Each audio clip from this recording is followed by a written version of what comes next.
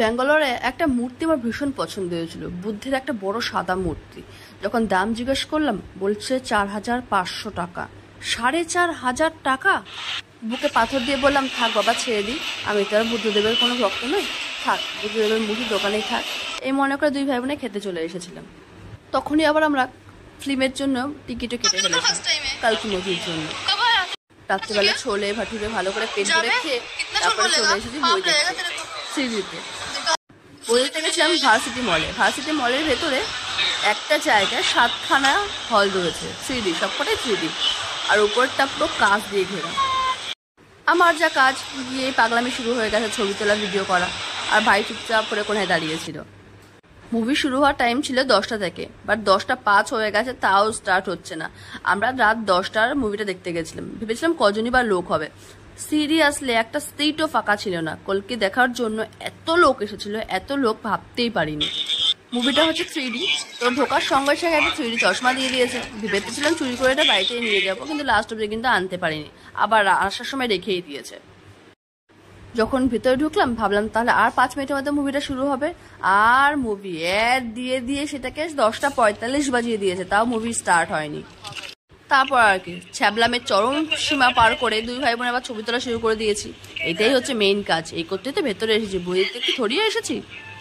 বসে থাকতে থাকতে ততক্ষণে আবার খিদে পেয়েছে। ভাইকে বললাম পপকর্ন নিয়ে, আমি আর ওয়েট করতে পারছি না, কিন্তু সে গেল পপকর্ন আনতে, তার মধ্যে ঘটে গেল দুর্ঘটনা। হঠাৎ করে বুবা ছেড়ে গেছে।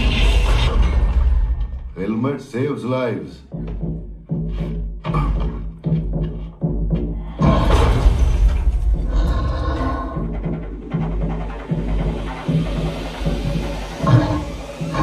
तुम दोनों भाई हो क्या?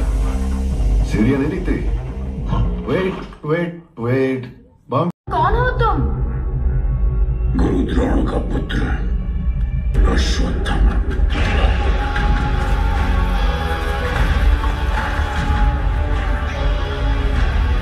পাপা, আমি বাড়ি যাই, পাপা কত চিনবা, ঠিক আছে? আমি সকালবেলা রেডি হয়ে গেছি, আমি এখন বেরোবো, তো সেই জন্য রোজে আমাকে সি অফ করার জন্য উঠে গেছে ঘুম থেকে। ফাচ ফাচ ফাচ ফাচ ফাচ। পাপা পাপ, সোজা ঘুমাও, ঘুমাও, সোজা সোজা, বাচ্চা সোজা।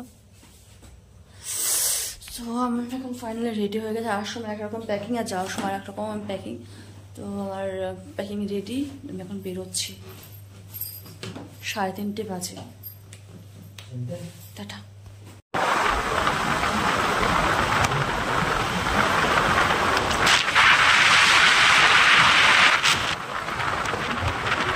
এয়ারপোর্ট এসে গেছি আমরা। এই এয়ারপোর্টটা দারুণ, আমাদের কলকাতা এয়ারপোর্ট থেকে সত্যি বেশি ভালো, মানে আমার খুব ভালো লেগেছে। বাট এখানে একটা প্রবলেম আছে, বেশিক্ষণ দাঁড়িয়ে থাকলে পরে আবার দাঁড়িয়ে রয়েছে কেন, ছবি তুলছো কেন, এই করছো কেন, ওই করছো কেন। মানে তুমি তোমার জায়গায় যাও, জায়গায় গিয়ে দাঁড়িয়ে থাকো। আমি ভাষা বুঝি না, তো বেশি তর্ক করলাম, তো আমার মতন চলেই যাচ্ছি, কি করবো। বেচারা মুখ কালো করে দাঁড়িয়ে রয়েছে, দিদিকে ছাড়তে যাচ্ছে, মন একটু ভালো না, আমার ভালো লাগছে না, কি করবো। যে কটা দিন ব্যাঙ্গালোরে ছিলাম বেশ ভালোই ছিলাম, মজায় ছিলাম, পরীক্ষার মধ্যে ছিলাম, পড়াশোনার মধ্যে ছিলাম, একটা গ্রিপের মধ্যে ছিলাম। বাট বাড়িতে চলে এসেছি, এখন সে আবার অন্য রকমের লাগছে, ভালো লাগছে না, সিরিয়াসলি। এটা হচ্ছে ব্যাঙ্গালোর এয়ারপোর্ট। এয়ারপোর্টটা দুর্দান্ত জায়গা, সিরিয়াসলি দুর্দান্ত। আমি তো দূরের থেকে ভাবতেই পারিনি যেটা এয়ারপোর্ট। আমাদের একটা বড় ইউটিউবের গ্রুপ রয়েছে, তারা ফোন করেছে কাল রাতে, কি রে তুই কি যাবি আমার সঙ্গে ব্যাঙ্গালোর? হঠাৎ করে মনে পড়ে গেলো যে একটা ভিডিও তো আমার কাছে রয়েছে, বললো যে আমরা কখন ব্যাঙ্গালোর যাইনি, বাই ট্রেন গেছি, এয়ারপোর্টে কখনো যাইনি। তাই আমি বললাম ঠিক আছে, আমি একটা ভিডিও ছাড়ছি, সেটা দেখে নে। তাই হঠাৎ করে এতদিন পরে আবার এই ভিডিওটা ছাড়া। কিন্তু সব থেকে বড় কথা, ওরা ব্যাঙ্গালোর যাচ্ছে, আমাকে যেতে বললো, বাট আমার পক্ষে এখন যাওয়া পসিবল না, কারণ বাবিনা কদিন পরে আবার পরীক্ষা রয়েছে। তাই ওদের বলে দিলাম নো প্রবলেম ভাই, বেটার লাক নেক্সট টাইম, অবশ্যই যাব তখন। আমাদের কলকাতা আর এখানকার মানে ফ্লাইটের মধ্যে তো কিছু ডিফারেন্ট আছে, যেরকম আমাদের বোর্ডিংয়ের জায়গা একরকম, এখানে একরকম। আমাদের যে ট্যাগটা কালেক্ট করতে হয়, আমাদের ট্যাগ কালেক্ট করার কোনো প্রয়োজন নেই, ওখান থেকে ট্যাগ দিয়ে দেয়, বাট এখানে ট্যাগ কালেক্ট করতে হয়। মানে রুলস একই রকম, বাট অনেকটাই আলাদা আলাদা আছে তবুও। তো ফার্স্ট টাইম তো এখানে একটু আমার 19-20 হয়ে গেছে।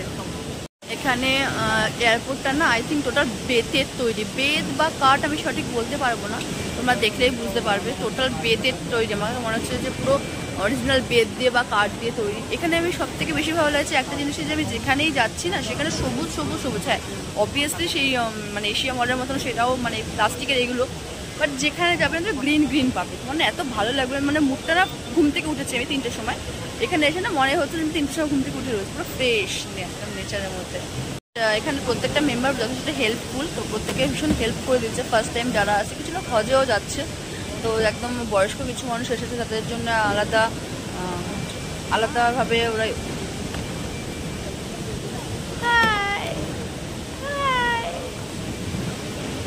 একটা পুচকু বাচ্চা আমাকে দেখছে একভাবে। এখানে মানে আমার বসার জায়গাটা এতটাই বড়, আমি না এপাশ থেকে ওপাশে কিছু খুঁজে পাচ্ছি না। তোমার হয়তো 10 মিনিট লেট হয়ে গেছে, তোমাকে বোর্ডিংয়ের ওখান থেকে ফোন করেছে যে তাড়াতাড়ি করে আসুন, তো আমি এখন তাড়াতাড়ি করে দৌড়াচ্ছি। ভিডিও করতে করতেই টাইম চলে যাচ্ছে, এত ছবি তুলছি, এত ভিডিও করছি,